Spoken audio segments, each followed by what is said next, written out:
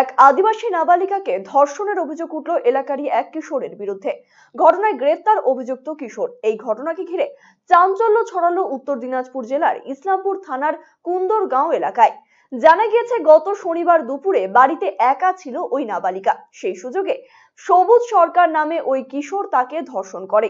ঘটনায় অসুস্থ হয়ে পড়ে ওই নাবালিকা। এরপরই রবিবার বিষয়টি জানতে পেরে পরিবারের সদস্যরা অসুস্থ কিশোরীটিকে ইসলামপুর মহকুমা হাসপাতালে নিয়ে এলেও ভর্তি নেয়নি হাসপাতাল কর্তৃপক্ষ। সোমবারও তাদের ফিরিয়ে দেওয়া হয়। এরপর তারা ইসলামপুর থানায় এসে অভিযোগ দায়ের করে। অবশেষে এদিন ওই নাবালিকাকে ইসলামপুর সুপার স্পেশালিটি হাসপাতালে ভর্তি করা হয়। বারংবার ফিরিয়ে দেওয়ায় হাসপাতাল কর্তৃপক্ষের বিরুদ্ধে ক্ষোভ প্রকাশ করেছে পরিবারের সদস্য ও আদিবাসী সংগঠনের সদস্যরা। নির্যাতিতার পরিবারের অভিযোগের পরিপ্রেক্ষিতে অভিযুক্ত কিশোরকে এদিন গ্রেফতার করেছে ইসলামপুর থানার পুলিশ। অন্যদিকে নির্যাতিতাকে হাসপাতালে ভর্তির ক্ষেত্রে উদাসীনতা নিয়ে হাসপাতাল সুপারের দপ্তরের সামনে বিক্ষোভ দেখান আদিবাসী সম্প্রদায়ের মানুষেরা। পরে পুলিশি হস্তক্ষেপে পরিস্থিতি নিয়ন্ত্রণে আসে।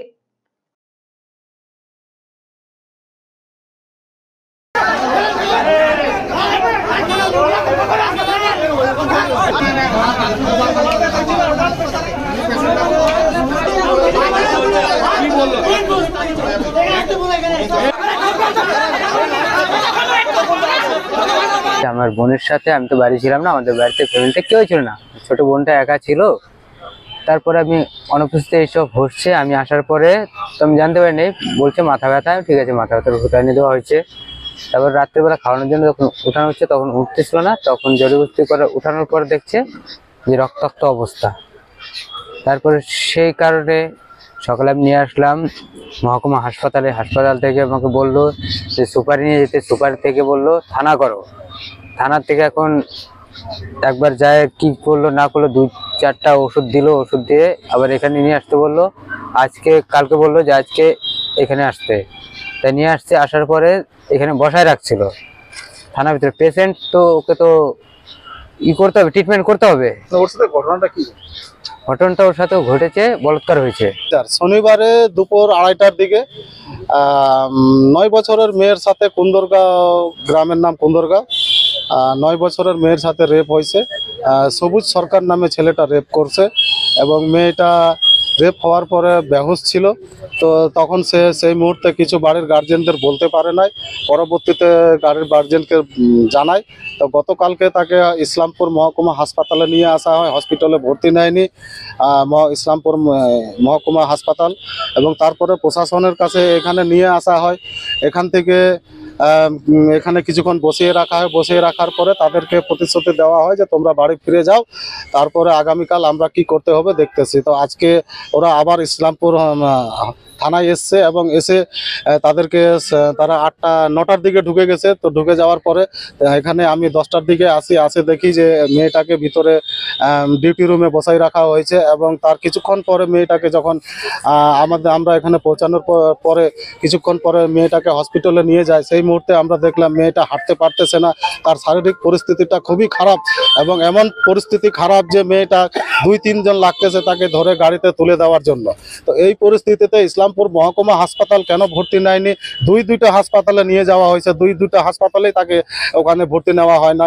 এবং আমরা এটাই জানতে চাই যে আজকে ইসলামপুরে মহকুমা হাসপাতালে এত বড় ইসলামপুরে একটা ঘটনা ঘটে গেছে, একটা মেয়ের সাথে এই ঘটনা ঘটে গেছে, তার শারীরিক পরিস্থিতিটা ভালো না।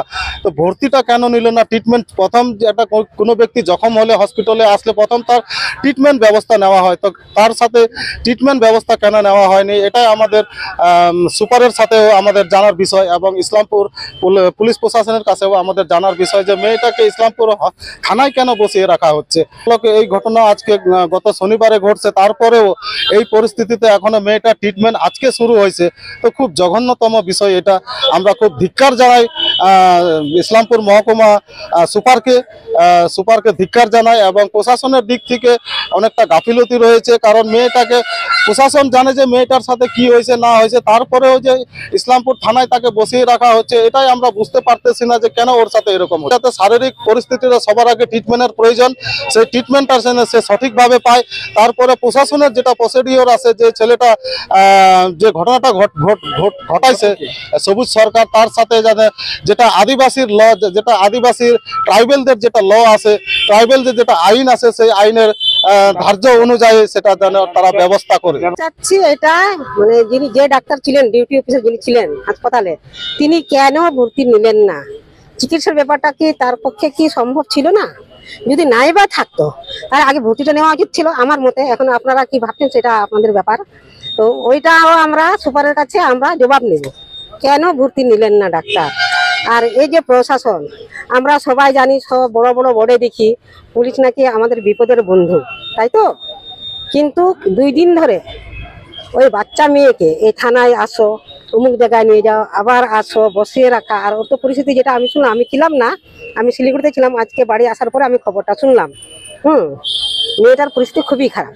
জাতি বিদ্বেষ আসুক, সবাই আমরা এক জায়গায় বাস করি, করব, তবে সেই সাজাটা যেন সঠিক সাজা যেন পাই না। আগামী 9ই মার্চ বিশাল সম্ভারের ইলেকট্রনিক সামগ্রী নিয়ে 2 দিনাজপুরের মধ্যে প্রথম রিলায়েন্স ডিজিটাল শোরুমের উদ্বোধন হতে চলেছে রায়গঞ্জে। বর্ণাঢ্য এই অনুষ্ঠানে উপস্থিত থাকতে চলেছেন জনপ্রিয় টলিউড অভিনেত্রী ঈশা সাহা। দ্বিতল বিশিষ্ট এই আউটলেটে থাকছে 3000-এরও বেশি নানা ধরনের প্রোডাক্ট, থাকছে ফ্রি ইনস্টলেশনের সুবিধাও, রয়েছে 0% ইন্টারেস্টে ইএমআই প্রদানেরও সুযোগ। তাই আর দেরি কেন, চলে আসুন রিলায়েন্স ডিজিটালে, NS road, Raiganj, Gitanjali cinema হলের পাশে। Phone number 7980181295।